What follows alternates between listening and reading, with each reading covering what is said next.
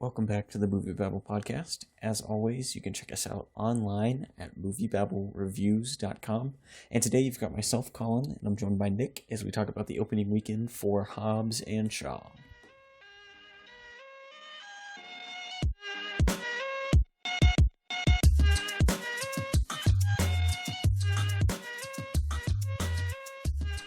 All right, so breaking down this week's top five, we've got Fast and Furious presents Hobbs and Shaw opening up at 60.8 million domestic, and that's in the number one spot, followed by The Lion King with 38.24 million domestic. Then Once Upon a Time in Hollywood in the number three spot with a little over 20 million, followed by Spider-Man Far From Home in the number four spot with 7.75 million, and Toy Story 4 rounds out the top five with 7.15 million. So Hobbs and Shaw was this was a pretty easy victory in terms of all its competition has been out for quite a while. This is the third week for The Lion King. Not a really competitive week.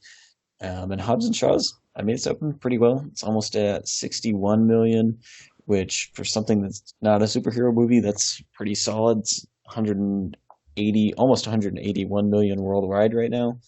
So it's pulling pretty good money for a spinoff, and it's already almost completely outgrossed Tokyo Drift domestically.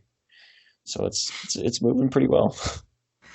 Yeah, it is doing okay, and I think the one thing to note here is because it has a $200 million budget, which is just extremely high and probably a little too high for a movie like this.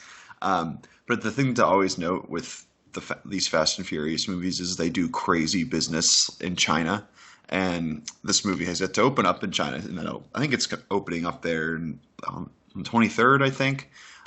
So we'll have to wait a few weeks to see how that pans out. But The Rock is huge all over the globe, and it's one of the reasons that he gets all these action vehicles to be the star in is because he's also just big in China himself.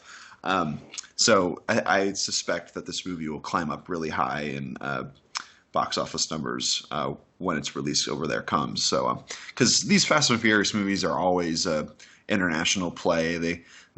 They keep decreasing in box office gross here in the States, and they keep increasing internationally, which is kind of funny. It reminds me of the Michael Bay Transformers movies that were doing that for a while.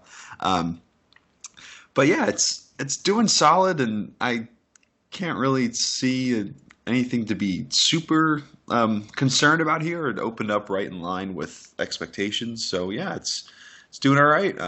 Really ridiculous movie. Audience scores the audience seem to like that because audience scores are really solid. It's over 90% on Rotten Tomatoes, A- cinema score. So I suspect this movie will have pretty good legs. It's just a dumb action movie that's really silly, and the comedy actually works pretty well. So that kind of lends itself to really solid week-to-week drops.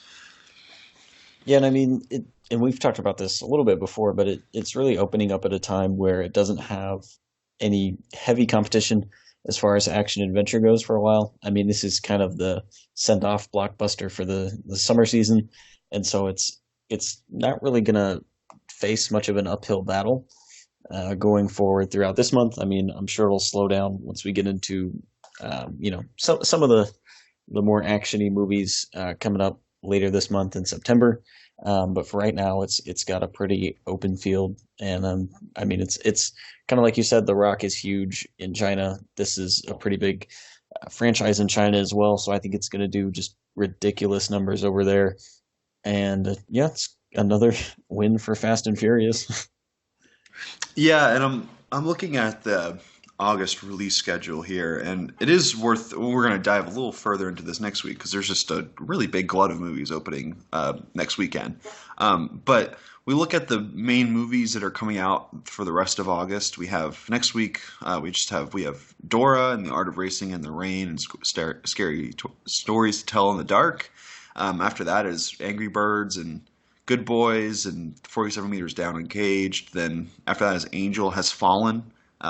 Didn't realize we're getting another one of those movies. Gerard Butler keeps cashing them paychecks. And then after that is Labor Day weekend, which literally nothing ever comes out on Labor Day weekend.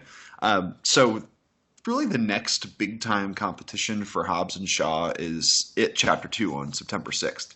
So it has a free lane to just kind of suck up a bunch of money, and which is definitely going to help it because I mean it's a $200 million budget, so it has to make a pretty decent amount of money to gain a profit for Universal, and they've been marketing the crap out of this movie. It's been everywhere. So yeah, it's got some work to do, but I definitely think that's definitely within the realm of possibility. Yeah, and I mean, as far as the movie itself, I thought it was a lot of fun. I know we see a little bit differently about it, but I mean, it's a Fast and Furious movie, so it's got its fair share of stupidity and just like dumb stuff going on. But I think it was just like one of the most lighthearted. It definitely benefits from moving away from the traditional Fast cast and just going with The Rock, who is ridiculously charismatic, and Jason Statham, who is kind of charismatic in his own way.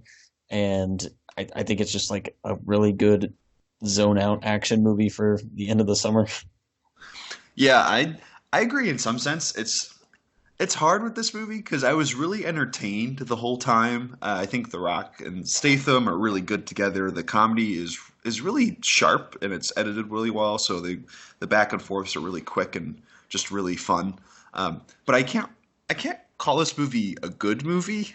just some of the stupidity in it was just so over the top for me. And it feels pretty obvious that this movie had either editing issues or they couldn't quite get it to come together because there's just weird dissolves and things happening, and there's just continuity. The time of day is changing all the time, and Roman Reigns, the wrestler, shows up in Samoa, and he's clearly trying to bring him into this franchise, but then he has no lines. So it's like, he was probably terrible, or they couldn't cut around his scenes. Like there's just, I think there was just clearly a bunch of stuff here, and the plot itself is just unbelievably absurd. We're gonna look back at Hobbs and Shaw's the moment when the Fast and Furious franchise jumped the shark and just became full on stupid. Because the other ones, it's just like a lot of Vin Diesel growling about family and everything like that, and Tyrese tries to be funny and just fails miserably. But at this point, it's Fast and Furious is now a crazy schlocky action franchise that's really going into tech and all these things, and it's really funny to watch the original Fast and Furious. I know you did a little bit of a binge yourself this past week. It's really funny to see where we've come. It's kind of like a really crazy version of what the Mission Impossible franchise has done, where the first movie is kind of like a thriller, Brian De Palma thriller, and then it's Tom Cruise is hanging off planes and flying helicopters and stuff now. So it is funny to kind of see this devolve over time. I had fun with this movie. I just can't. There's just so much stuff in it that I just it was just so stupid. It really hurt my brain. Yeah, there's a lot of ridiculousness, and I think it drags on a little bit. This is like a 2 hour and 15-minute movie. Yeah, that's for sure. If I remember correctly. And I'm ready to go at an hour 45, and it's just like, we're just now getting in the middle of the third act, and we're just now going to Samoa. And so I think it greatly could have, as much fun as like The Rock and Statham exchanging insults is, I feel like they could have trimmed that back quite a bit and saved at least 15-20 minutes of the movie. And yeah, just kept it a little bit tighter. Yeah, I definitely agree. I feel like no Fast and Furious movie should be over 2 hours. It should just be like a little bit of plot and then straight into a crazy extended action sequence and then repeat, and then the movie's over. And that should be right around hour 55, and we're good to go, and then everyone goes home and after having a fun time at the theaters. Yeah, like this movie is a little too long, and yeah, it just doesn't quite come together. I know we've been joking for weeks that this was going to be the greatest movie ever made. And in some ways, it ironically is, because there's just a lot of silly stuff and a lot of fun cameos and just toxic masculinity just all throughout this movie, and it's just wonderful to watch. But yeah, I can't for I feel like someone will take my credit card away if I if I praise this movie too hard. There's just so much stuff in it. It's just absurd. But audiences really liked it. So it's playing. It seems to be playing really well. I know that the crowd I saw it with was having a grand old time. They were howling at some of the jokes. So I suspect that a lot of people ended up loving what they got and for this final product. Yeah, and I mean, the Fast and Furious has really kind of hit its target audience with that. Like they deliver enough of the explosions and ridiculous car stunts, while also they've really hit that part, but they haven't really fully committed to moving away from like the convoluted mess of like especially Fast 3 and Fast 4. I guess Fast 2 and Fast 4, and I wish they would like fully jump over and give us the Hobbs and Shaw we kind of joked about having, where it's just like two guys punching things for an hour and 45 minutes. But I think Hobbs and Shaw was a nice step in that direction, but it's still messy, and they're trying to set up sequels, and I mean it ties into some of the cameos, which are really fun, but just also feel really forced. And so yeah, this movie was fun, but it has its problems. Yeah, I totally agree in that sense. Where this is a step in the right direction. I mean, I guess I would call the Fate of the Furious a better movie, quote unquote. But like, I don't have really any desire to watch that any more times. But I could totally just like see this on like HBO, or maybe it comes to Netflix or whatever streaming network or rules the world in a few years, and it's just there, and I'm like, all right, I'll watch it because it is just light fun, and The Rock and Statham are great personalities, so it really coasts off of that and kind of knows how to use both of those guys really, really well. Yeah, and I mean, and I talked about this shameless plug in my review on the site as well, but I think they really underused Vanessa Kirby. She's just like a thing they're trying to either get or prevent the other guy from getting, and I feel like they could have done a lot more with her because she is a lot of fun, like when she's actually allowed to be more than a plot device. And I think kind of the same thing with Idris Elba. Like I had fun with his character sometimes, and like he just is cool, like everything he does. But it's also like just really caught up in this plot that is flimsy, but the movie will pretend is a super serious thing that we should care about. Yeah, I really hope they bring back Vanessa Kirby for more, because it's clear that she is doing really well sparring with Statham and The Rock. Like she holds her own. She's really funny, and she's just a badass. I mean, she's already into Mission Impossible, and she's really making a way like her own path in these action franchises. But yeah, her character doesn't have a ton of agency in this movie, and she's a literal MacGuffin for most of it. So that's kind of a bummer, but.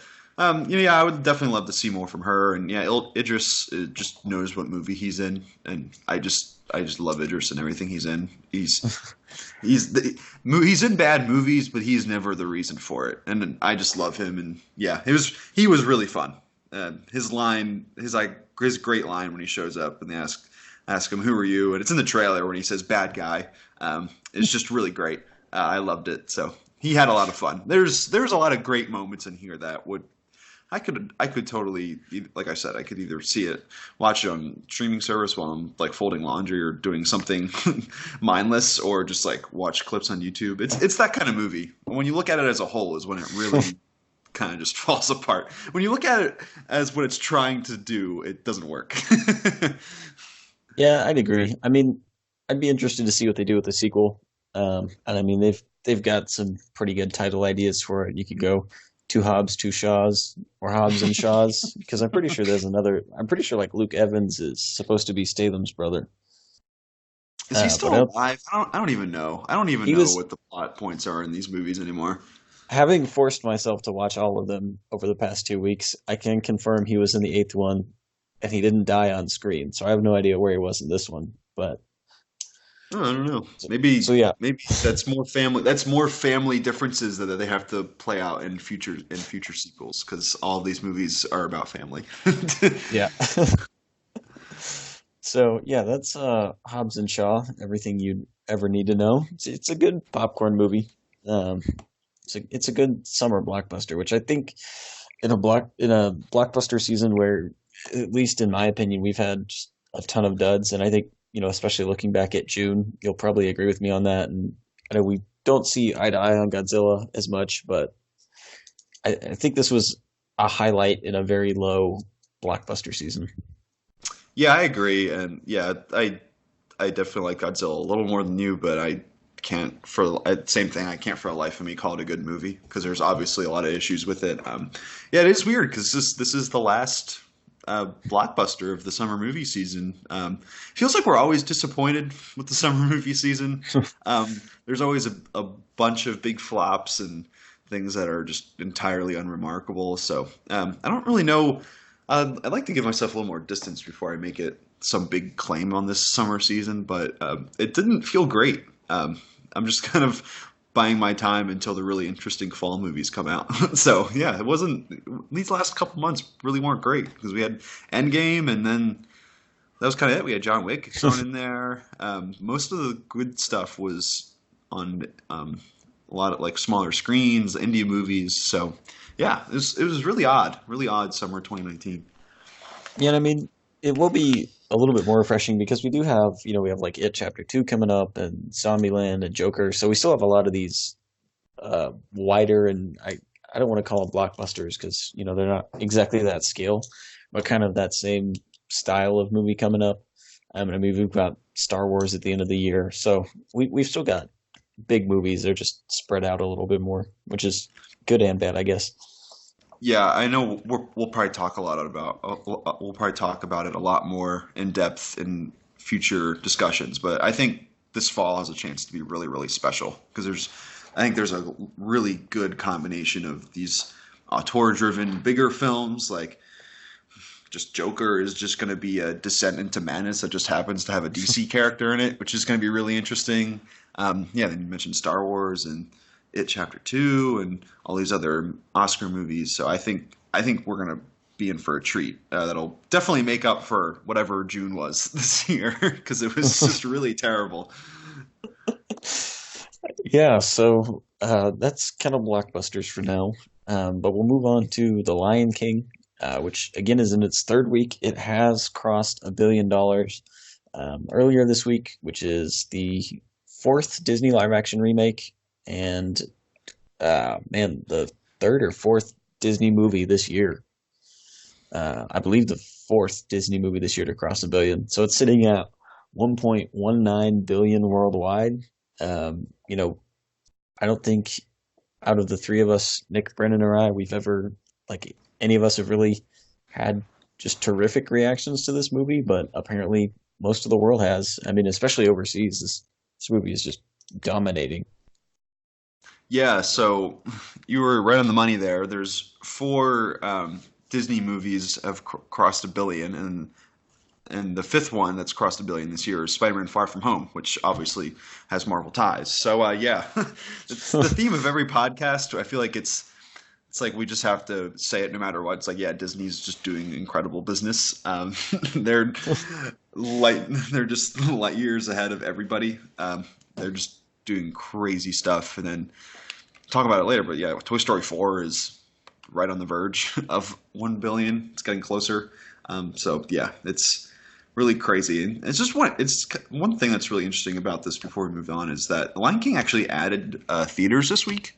It's in 4,802 theaters in the U.S., which I don't have time to fact check this, but that seems like the highest theater count like ever. Like that's a crazy amount of theaters. I don't even think Endgame was in that amount. Yeah. So it's just kind of crazy. People love this movie, and it's dropping okay from week to week. So yeah, it's really interesting. Yeah, and I think, you know, just kind of talking about Disney movies that crossed $1 billion, Endgame did it twice. So do we count that as this is the fifth Disney movie to do it? Yeah, But yeah, maybe. that is a really high theater count. I don't think Endgame was in more than, like 40. I'm looking at it right now, 46. So this is definitely the highest this year. And that has to be close to some record. I haven't seen any outlets pick that up, but I can't imagine that anything else is beating that. But it's interesting. Yeah. So yeah, that's Lion King is doing business. Disney's not It's doing itself. okay. So we'll move on to Once Upon a Time in Hollywood. This is its second weekend at the box office, and it pulled in a little over 20 million domestically. So again, this isn't a blockbuster, but it's still pulling in pretty decent numbers. It's sitting around 79 million almost domestically, and I don't believe it's opened overseas yet. Which I don't expect this to just perform Lion King level overseas, but it'll give it a nice little boost. And I mean, it's just kind of plugging along for a Tarantino movie. It's kind of matching most of his previous track record, so I don't think there's many complaints there. Yeah, it's doing really solid business. It's doing actually outpacing Inglourious Bastards, which is at this point in both of their theatrical runs, which is interesting. So, Once Upon a Time in Hollywood's almost made 79 million here in the U.S., and I believe it's opening up around the world in the coming weeks. So that'll also be something to note as well. But I mean, you can't really complain if you're Sony. The movie dropped about 50%, which is pretty okay for a 2-hour and 40-minute drama, which is just something. It's just really fascinating to see. Just the pull of Tarantino. I saw this movie again this week, so he got some of my money, which I'm happy to give to such a great movie. I think I'm really close to calling this movie an A+ movie for me because I just really really love it, and a lot of its odd or possibly problematic storytelling points worked really well for me, even better for me the second time around. I just really love this movie, and it's really nice to see it do good business. It's definitely gonna cross 100 million in the U.S. here, and that's not even factoring in the inevitable re-release around Oscar time. So, yeah, it's starting really well, and I think this bodes well for its Oscar campaign because it's pretty popular. I definitely think we're going to be talking about this movie for a long time, probably until next March. But can it beat Green Book? That's the real question. I thought we were done talking about Green Book for forever. It's funny because when you make a bad movie your best picture winner, no one talks about it ever again. It's really interesting to see, isn't it?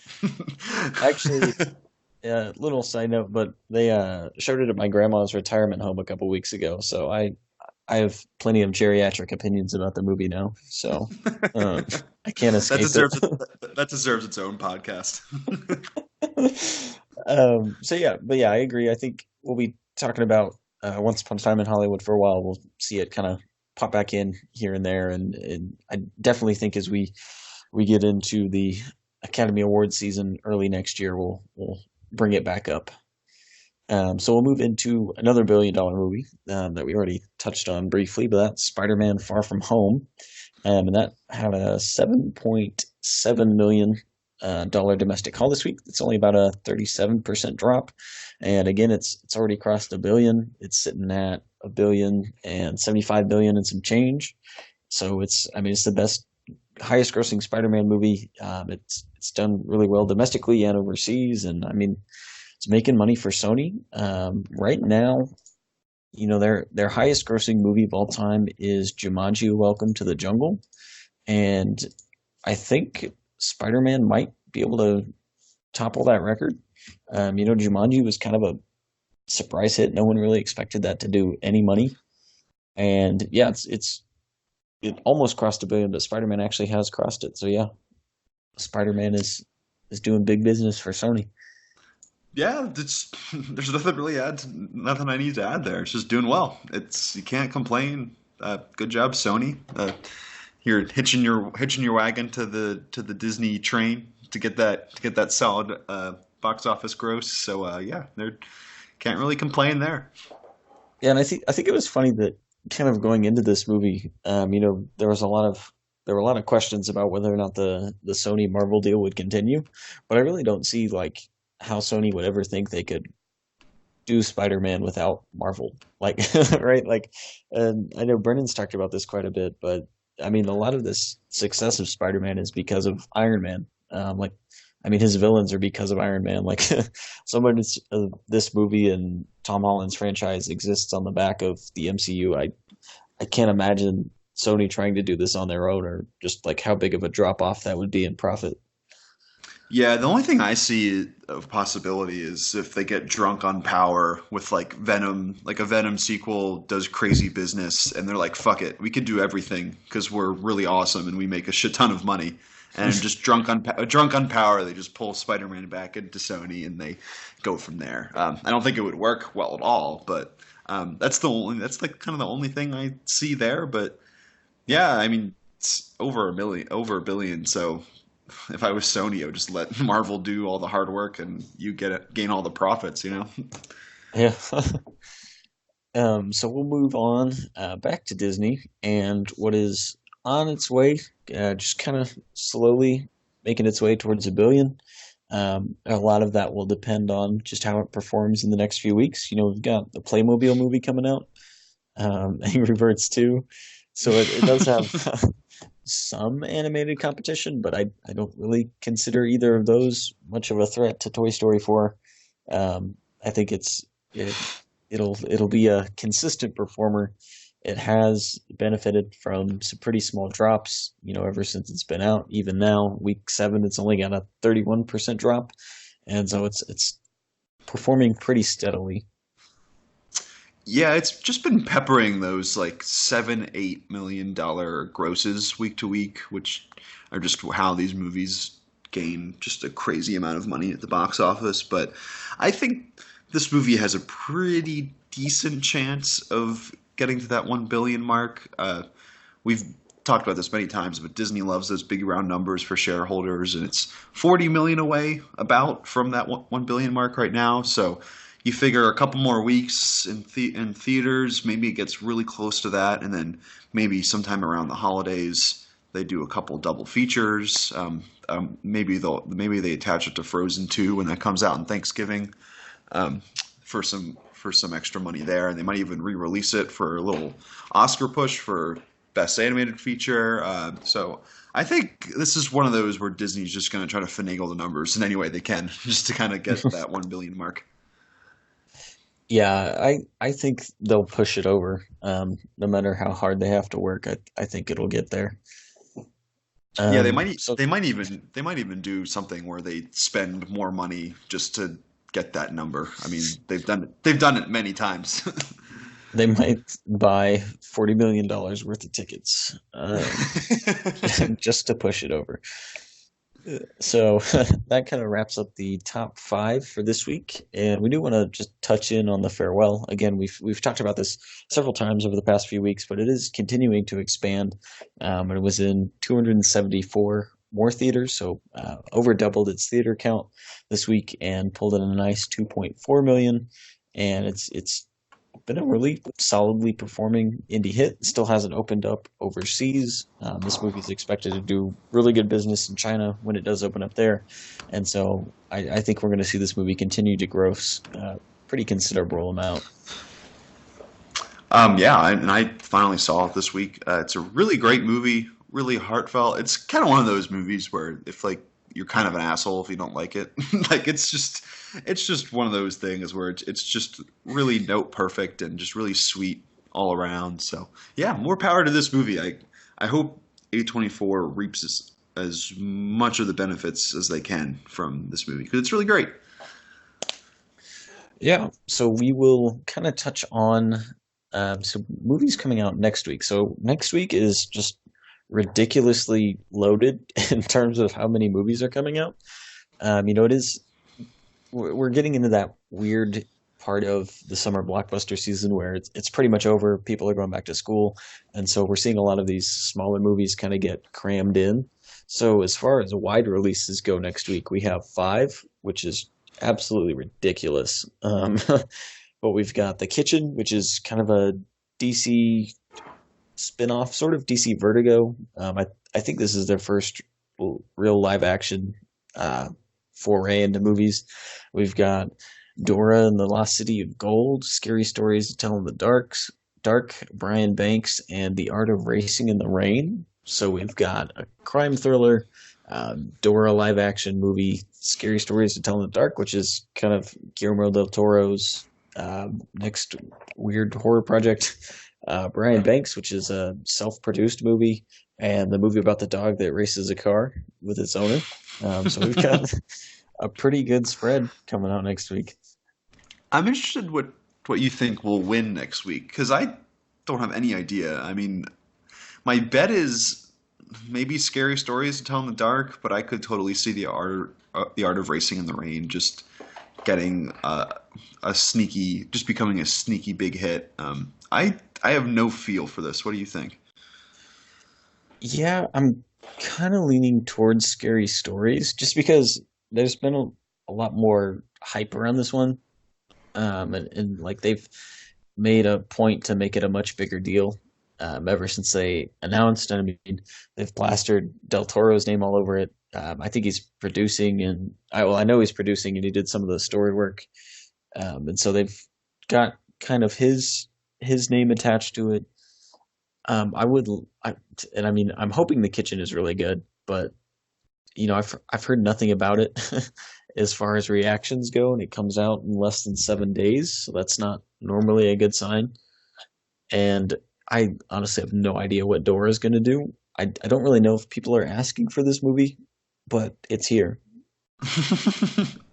Is there a chance that all five of these movies bomb? Because I definitely think there is. I could see all of these movies just getting like 7 to 8 million next week, or something like that. I don't think Brian Banks is going to make much money. I think that's going to be the loser here, just Probably, because yeah, I agree. I think it's going to be one of those things that's just too much of a passion project. Um, like it's basically this guy that is making his own movie about himself in his case, and like I have no doubt that it's got like the actual story has some power to it, but I just don't know how the movie's going to turn out. It's a pretty dicey subject to be making a movie on right now, so I really think this will end up being the loser, and I also really don't know where the Art of Racing in the Rain is going to end up. Yeah, that one could either. I could see that movie coming away with like a cool like 15 million take, or it just like makes nothing. And that's kind of all of these movies. I mean, I agree with you. I think Brian Banks will probably open pretty low because it also has by far the least theaters. I think it's about 1,500 theaters, whereas the others are at least 2,800. Um, so that's something to look at there. But yeah, I think, man, it's really weird because I think The Kitchen would be clearly the runaway winner of next week if we knew like any type of buzz surrounding it.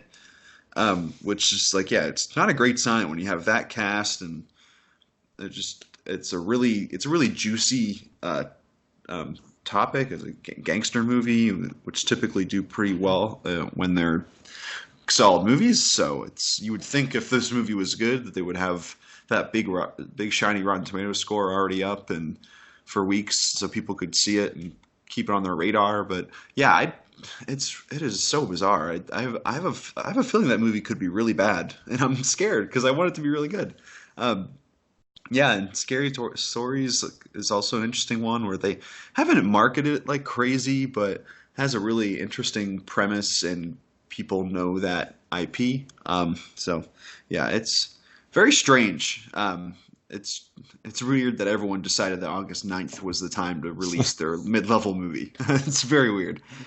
Yeah, well, it's weird going back to The Kitchen because this is DC Vertigo's sixth film, and they've been really spotty with what they've released. So, like, they have on one hand they have Constantine, from 2005, the Keanu Reeves Hmm. version, Yep. but they also had V for Vendetta, which was a pretty big success. And then they had The Losers, which wasn't huge, but it was a decent success. And this is the first one in 9 years that they've put out, so it's an interesting story to go with. This doesn't feel very comic booky, which I think is kind of the point of DC Vertigo, is to kind of push DC's non superhero stuff. But yeah, the fact that we literally heard nothing of this really scares me. Yeah, and it's also interesting when we look at the rest of the slate this week. There's also three smaller movies. The Peanut Butter Falcon, After the Wedding, and One Child Nation, which are definitely going to start in a smaller theater count, maybe do the New York and LA thing where they open in 4 theaters and expand from there. But those are definitely trying to make inroads here in August, which is also fascinating. I have a feeling that a lot of these will just kind of come and go rather quickly. I saw After the Wedding at Sundance back in January, where it's a very, very weepy, very white story. Just a lot of white people, a lot of rich white people sad about their problems, which is a little frustrating, but the acting in it is pretty incredible. But I'm interested to see how that does. I could see that one not doing very good business at all. You got the Peanut Butter Falcon as well, which is Shia LaBeouf. Anytime he does an indie movie, I'm really interested in it. And then One Child Nation was another movie I saw at Sundance and is really incredible. It's probably going to be one of my favorites of the year, and it touches on the one-child policy in China, and it's a really dirty look at it, and it talks to people on all sides of the issues. That's a really fascinating doc, but that is incredibly hard to watch. But yeah, it's a really it's funny. This week obviously isn't top heavy at all. Like none of these movies are going to make like tens of millions of dollars next week, but there's just a ton. So I'm interested to kind of see what the general public kind of leans towards. Yeah, and I mean, touching on Peanut Butter Falcon, Shia LaBeouf claims it changed him as a person just filming that movie. So I'm excited to see what he does with it. I like all his weird stuff that he's done post Transformers. So I'm excited to see that one. And yeah, it's like a really heavy weekend. It's got a lot of movies that could do nothing or could do a decent amount. And so it's just something to keep an eye on. Yeah, it's weird. It's one of those, we get this every year where there's in August where a bunch of mid-level movies just drop in August and hope to find an audience because there isn't a ton of other blockbusters out. So it's fascinating. We'll see which ones shake out. Yeah, so we'll be back next week talking about The Kitchen, Dora, Scary Stories to Tell in the Dark, Brian Banks, The Art of Racing in the Rain, and presumably Hobbs and Shaw again. Thanks for listening to this episode of the MovieBabble Podcast. Again, you can check us out online at MovieBabbleReviews.com. And join us next week as we talk about the opening weekend for The Kitchen, Dora and the Lost City of Gold, Scary Stories to Tell in the Dark, Brian Banks, and The Art of Racing in the Rain.